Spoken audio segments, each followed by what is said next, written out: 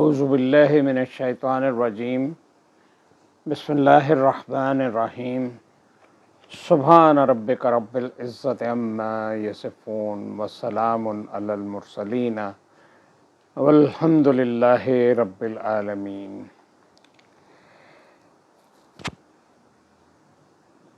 دادا ابو اسپیکس کے plate form سے سید امتیاز علی شاہ آپ سے مخاطب ہے۔ میرا آپ کو پیار بھرا، محبت بھرا، خلوص بھرا سلام سب سننے والوں کو، دیکھنے والوں کو، بیٹوں کو، بیٹیوں کو اور ہم عصروں کو سلام پہنچے۔ السلام علیکم ورحمۃ اللہ وبرکاتہ۔ آج ایکچولی ایک تھوڑا سا ایسا ویلاگ ہے، شاید تھوڑی توجہ آپ کی درکار ہوگی۔ میں پچھلے کئی دن، شاید 2 یا 3 دن وہ نہیں کہہ سکا جو 4 عدد ہوتے ہیں کہ اس کو سبسکرائب کیجیے گا، اس کو لائک کیجیے گا، اس کی بیل آئیکن دبائیے گا اور اس کو آگے کہیں نہ کہیں پہنچا دیجیے گا۔ اللہ تعالیٰ آپ کو جزائے خیر دے۔ یہ ایکچولی تھوڑا سا سلسلہ اس طرح ہے کہ ہم بات کریں گے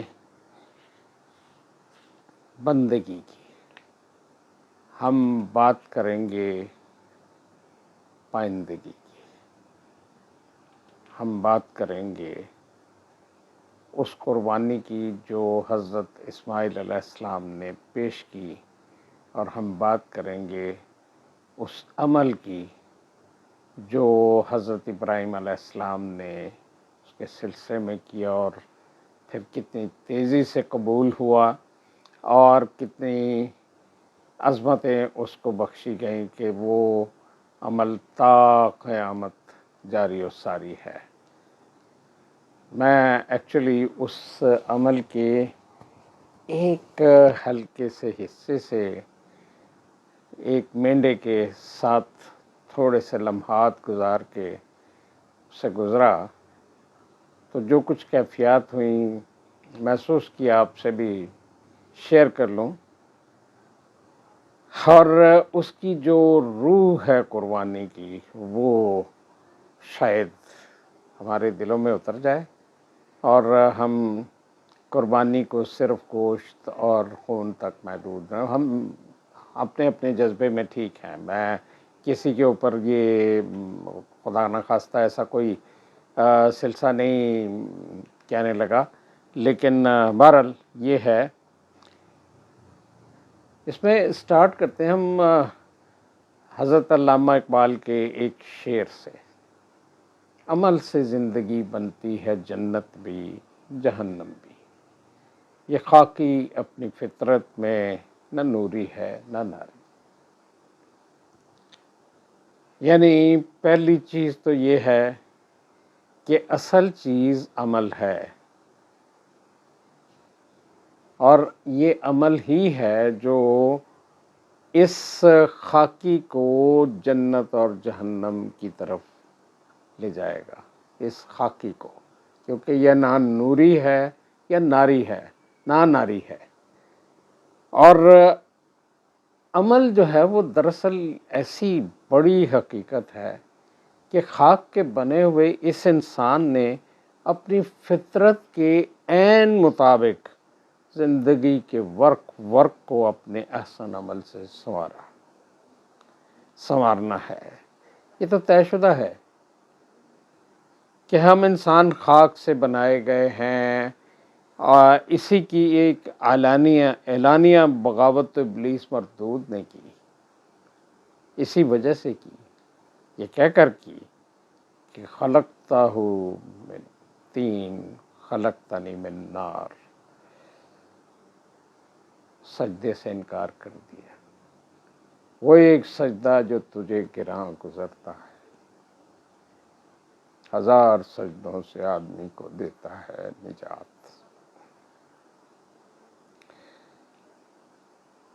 انکار ہی نہیں کیا، بلکہ یہ کہا کہ اے رب ذوالجلال، یعنی خلقتنی، یہ پہلے کہہ دیا، یعنی اقرار کر لیا کہ پیدا تو تم نے ہی مجھے کیا ہے، اور پھر بھی انکار کر دیا. اور پھر اس کے بعد کس طرف چل نکلے؟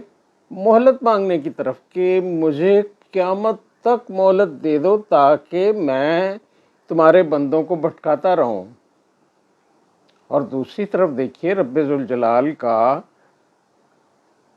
کر و فر، رب ذوالجلال کی ڈیسیژن میکنگ، رب ذوالجلال کا اپنے بندوں پہ اعتماد. اس نے کہا میرے جو بندے ہیں وہ نہیں بھٹکیں گے، جاؤ تمہیں مہلت دی، جاؤ تمہیں مہلت دی. اور خالق مطلق نے بغاوت در بغاوت کرنے والے اس شخص کو جب مہلت دے ہی دی تو حضرت انسان پہ یہ لازم ہو گیا کہ عمل سے زندگی بنائے، کیونکہ عمل ہی اس کو کسی نہ کسی طرف لے جائے گا. کیونکہ عمل نہ ہوتا تو پھر وہ جب پھل کھا بیٹھا تھا وہ اس عمل کا ہی نتیجہ تھا جس میں اس کو احساس ہوا کہ ہو یہ تو بہت بڑی غلطی کر بیٹھا ہوں میں، بہت ہی بڑی غلطی ہو گئی. پھر فرمایا حضرت آدم علیہ السلام نے اپنے رب کے سامنے سجدہ ریز ہو کے عرض گزاشت کی، ربنا ظلمنا انفسنا وان لم تغفر لنا لنکونن وترحمنا لنکونن من الخاسرین. میں اس کو دوبارہ پڑھ دیتا ہوں.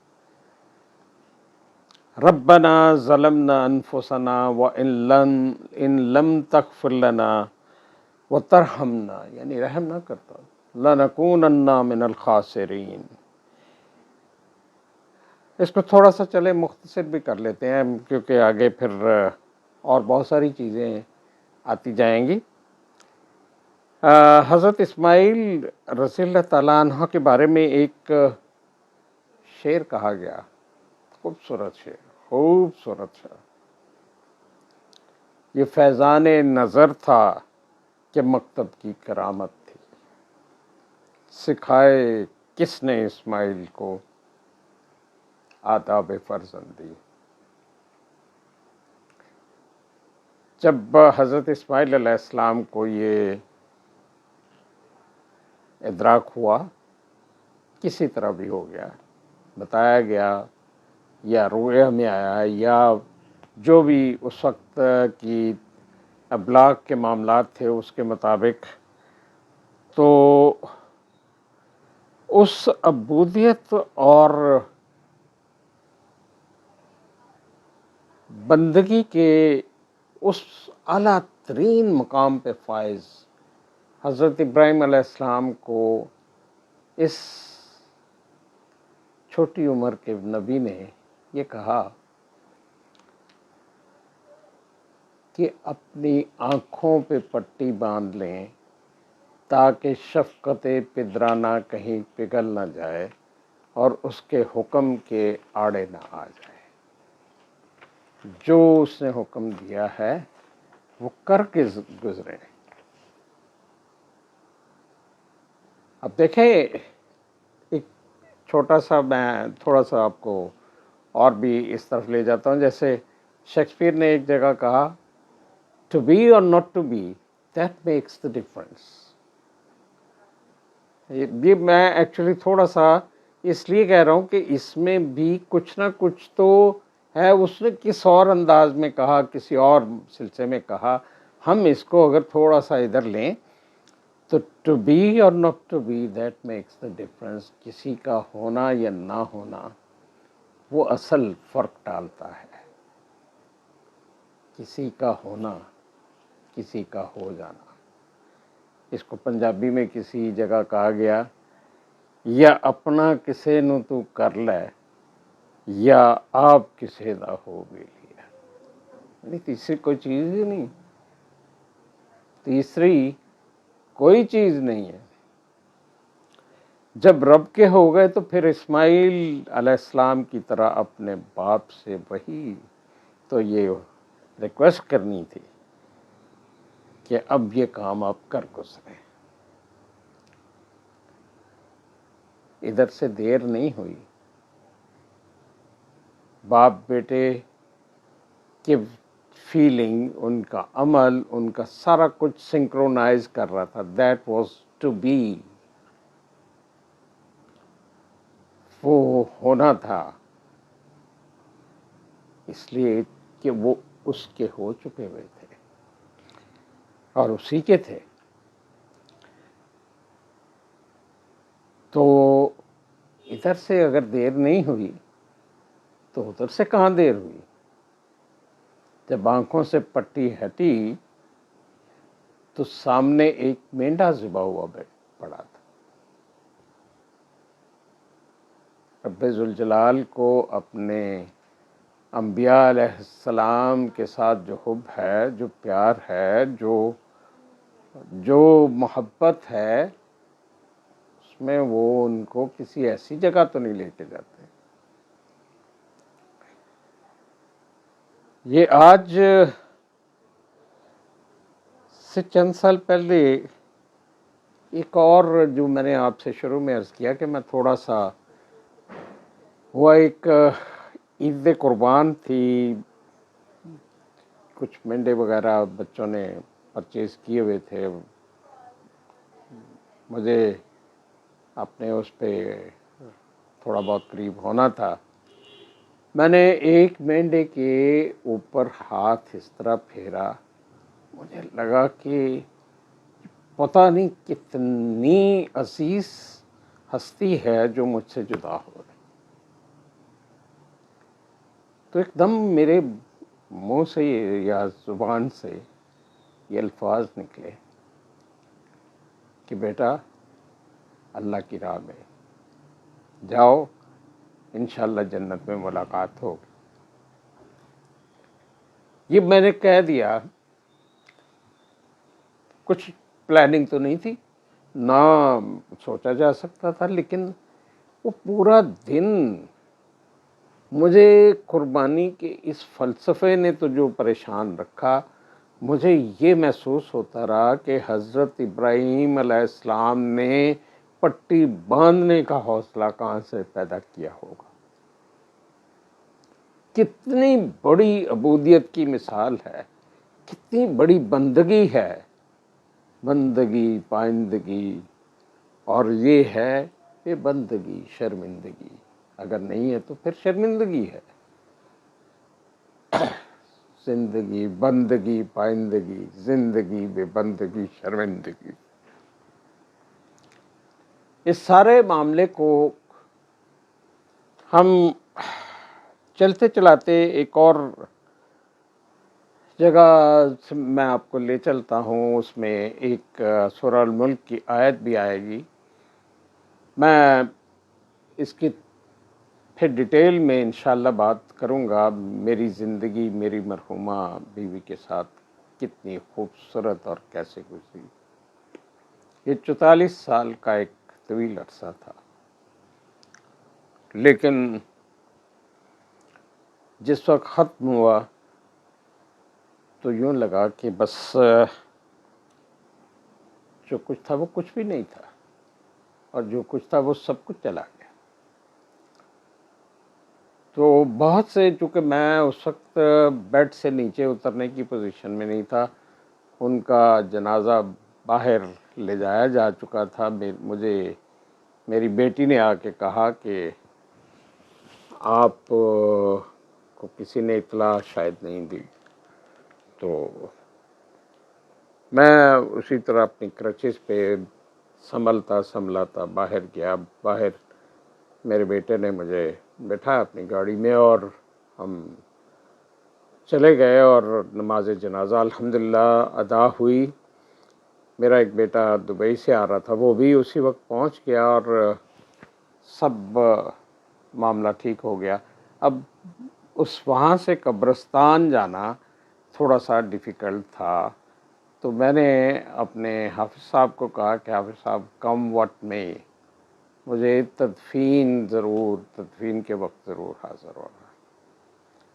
اس لیے کہ یہ تو کوئی بات نہ ہوئی کہ زندگی ساتھ گزار دی جائے اور یہاں آ کے ہم یہ رستے کے روڑے، رستے کی ٹیڑھے میڑھے ہونے کو، رستے کی اونچ نیچ ہونے کو ہم یہ دیکھ کے تو سائڈ لائن کر جائیں اپنے آپ کو. نو، انہوں نے کہا آپ بے فکر رہے ہو. وہ کہیں سے ایک دوسری کرسی لے آئے، بٹھا کے 2-3 افراد نے مجھے اس طرح کیا کہ مجھے وہ نہ ٹیڑھے میڑھے رستے محسوس ہوئے نہ کچھ اور ہوا. جب تدفین ہو گئی، دعا بھی ہو گئی، تو مجھے ایک شعر یاد آ گیا جو آپ کی نظر میں کر دیتا ہوں. گزر تو جائے گی تیرے بغیر بھی لیکن بہت اداس، بہت بے قرار گزرے گی. اور میں اس دور میں یہ دوسرے مصرے کے مصداق ہی گزار رہا ہوں. اور یہ ہر ایک کے ساتھ ہوتا ہے. یہ میں کوئی اسپیشل پرسن نہیں ہوں اس سلسلے میں. کوئی میرے ساتھ خصوصی طور پہ نہیں. جس کا بھی ساتھی اس سے بچھڑ جائے گا تو بڑا مشکل ہو جائے گا، بہت مشکل ہوتا ہے. لیکن اللہ تعالیٰ کی رضا ہے اور اس کے نظام ہیں، اس کے سلسلے ہیں. اس کے بعد میں ایک دفعہ بہت بارشیں ہو رہی تھیں، بیٹی میری پریشان تھی اور میں اسی طرح اپنی ٹوٹی ہوئی ٹانگ کے ساتھ تھا. تو میں نے اسے کہا کہ پریشانی کی کوئی بات نہیں، میں تھوڑی سی پریکٹس کرتا ہوں اس بارش میں کہ میں کہیں پھسلنے سے کس طرح بچ سکتا ہوں. میں وہاں پہنچ گیا قبرستان میں. بہت سے لوگ اپنے پیاروں کے لیے دعائیں کرنے کے لیے، ان کی قبریں اس بارش میں کس کیفیت میں چلی گئی ہیں ان کو دیکھنے کے لیے اور یہ سارے معاملات کرنے کے لیے وہاں موجود تھے. وہ سارے مجھے دیکھ رہے ہیں کہ کرچز کے ساتھ ایک بابا چلا آ رہا ہے اور وہ ایک دم آ گئے. انہوں نے کہا کہ آپ یہ کیا کر رہے ہیں، آپ تو گر جائیں گے. میں نے کہا جی نہیں، میں نہیں گروں گا. تو کہنے لگے کہ یہ کیسے ہو گیا کہ آپ نہیں گریں گے، یہ سلپری ہے بہت. میں نے کہا جی آپ چھوڑ دیں، یہ بعد میں بات کریں گے. اب ہم سارے اکٹھے ہو گئے ہیں تو کیوں نہ دعائے خیر کر لی جائے.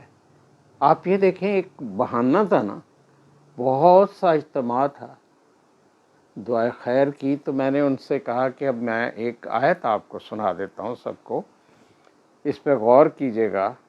سورہ الملک کی آیت ہے، وہ ہے الذی خلق الموت والحیات لیبلواکم ایکم احسن عملا.